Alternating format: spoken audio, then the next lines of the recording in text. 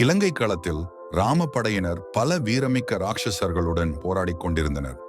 அப்போது ராவணனின் மகன் இந்திரஜித் தனது சக்தி வாய்ந்த அஸ்திரங்களை பயன்படுத்தி லட்சுமணனை கடுமையாக காயப்படுத்தினான்.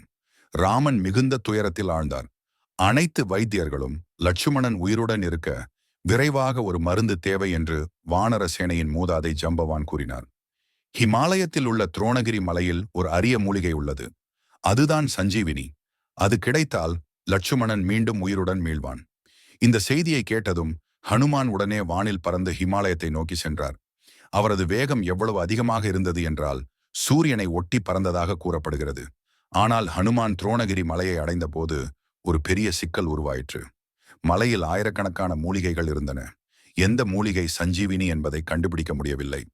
நான் சஞ்சீவினியை தனித்துவமாக அடையாளம் காண முடியவில்லை. எனவே முழு மலையையே தூக்கிச் சென்று வைத்தியர்கள் தேடி எடுக்கச் செய்யலாம் என்று அவர் முடிவு செய்தார். உடனே முழு துரோணகிரி மலையையே தனது ஒரு கையால் தூக்கிக் கொண்டு இலங்கையை நோக்கி பறந்தார். இலங்கைக்கு சென்றவுடன் வைத்தியர்கள் சஞ்சீவினி மூலிகையை எடுத்து லட்சுமணன் மீண்டும் உயிருடன் வரச் செய்தனர். இதை பார்த்த ராமன் கண்களில் கண்ணீர் மலர, ஹனுமானே, நீ இல்லையென்றால் நான் என்ன செய்திருப்பேன் என்று பாராட்டினார். இந்த கதையில் ஹனுமான் வெறும் வீரர் மட்டுமல்ல, அவர் ஒரு வானரராக இருந்த போதும் 4 வேதங்களின் ஞானம் பெற்றவராக இருந்தார். அதனால்தான் அவர் ஞான சகலபூஷன் என்று போற்றப்படுகிறார்.